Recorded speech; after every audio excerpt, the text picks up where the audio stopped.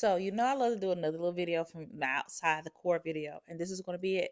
So, if you're just seeing this video without seeing my other video, go back and check that out.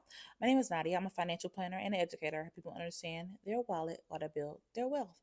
So, the point of this video is that I'm sure you've been seeing on the stroll, no matter if it's TikTok, no matter if it's YouTube, no matter if it's whatever, these different terms: girl math, boy math. Boy math was hilarious. Loud budgeting, soft savings, or what have it be. And a thing that I called out about these different trends is that it almost seems like it's Christopher Columbusing. If you like Christopher Columbus, it is what it is. But you get what I'm saying. It's like a rediscovering of something that's already been established. The thing that I called out when it came to girl math, I called this out in an article that was featured in the UK, is that I don't want people to see girl math as a way that women are not good with money. We're awesome with money. We're damn good investors. And that is just a way of corresponding. Not only girl math, boy math, mom math, whatever math, is showing how people money. So the thing around all these different trends is that it's showing how people money, and it's giving a ting. It's giving some grounding and footing to that. So if you hear loud budgeting, honestly, truly think back. If you are a child of the 80s, 90s, or to the 2000s, dang, I sound old, that you probably heard your mama say this, or your mom or mother say this: we don't have McDonald's money. There's food at home. Or you probably have told yourself, I pumped this much gas in my car the couple days ago, and it needs to last until 2 weeks when I get paid. That is a way of not only communicating with yourself that you know what's within your budget, that you know what you can spend and what you can't spend, and then how can you itemize it until a specific date. Also, that when it comes to loud budgeting, that you're telling everyone else, you're communicating it freely, like your mom used to do to you. Communicate, well, we going to this store and we ain't buying nothing but this. Technically, that was loud budgeting, even if your mother yelled, or your mother was like mine. She was very gentle. She rarely yelled. But my dad did it. That's interesting. Sorry. But when it comes to loud budgeting, it's accountability for you and your bank accounts, and then your community or people that is directly in path of your spending. So while you're able to say, I'm saving, I can't spend this, or I have to save for that, that is what I feel allows budgeting is. And when it comes to soft savings, it's just the whole balance between YOLOing of wanting to go to, what is that, yacht week, but you need to save for your retirement. So you have to figure out the common balance of it all when it comes to the YOLO aspect of your savings and the yield, meaning what's going to yield you over time.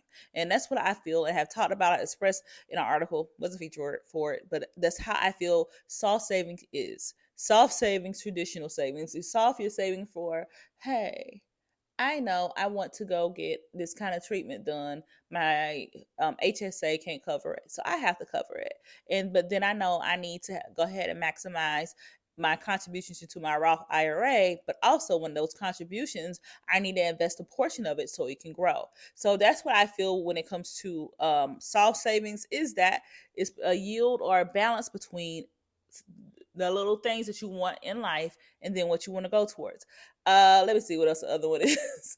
But these trends, honestly, truly, it's just having people knowing and expressing how they money. While those things, like I said, Christopher Columbusing, people have done these things in the past when it comes to their finances, it's pretty much that people are talking about their mindset around it, talking about the mannerisms, how they manage it, and then laying it down to the money. So the money is very important, but how people think about their money, how people mannerize and manage their money, and then layer it down to the actual finances of it all, is what I want people to pay attention to whenever you see a new trick TikTok or TT trend, or whether you see it on Facebook or whatever.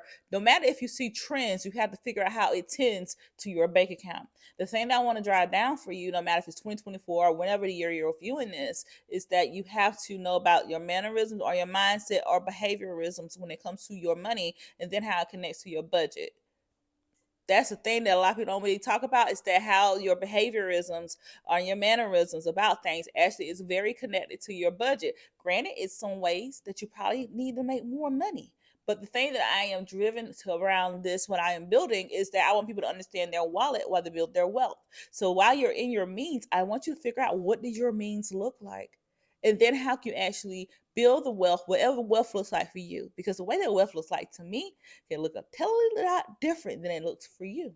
So whenever you see trends popping off, don't go say, oh, it's another trend that's coming out or whatever. No, I want you to figure out, how can you tend to that trend and actually lessen the dependency that you have around what people are saying about it, but how it can expound within you and your bank account. So things can be viral, but how does it add value, and what can you take a format to be add value within your bank account? And the I had something called better balance, which is, how do you have balance within handling the money that you have within the budget that you have in your bank account. Because, like I've said a lot, and I might need to expand on this a little bit, is that everyone has a money algorithm, meaning it shows up in your banking account, your bank transactions, it shows up in your credit card transactions, it shows up in a lot of areas. So I probably am going to expand on that. So whenever you hear about those trends, don't think, oh, it's just something. More than likely, a trend is something that has already happened, and now people are just trying to deepen it within the pocket of time that we're in. So you can see the trends. You can say, oh, that's something. But what I love about the loud budgeting, girl math, and all those soft savings and such is that it's making people think about their money a lot differently. Because when you think about what happened in the pandemic, you think about what people have gone through, money has shifted.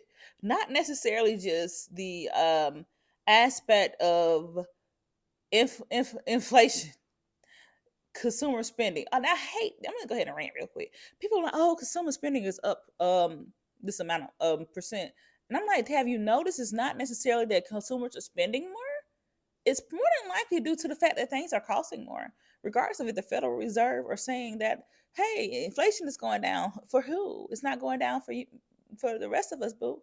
It may be going down for the government per se, but it's not going down for the group economy, the personal economy that people are going through.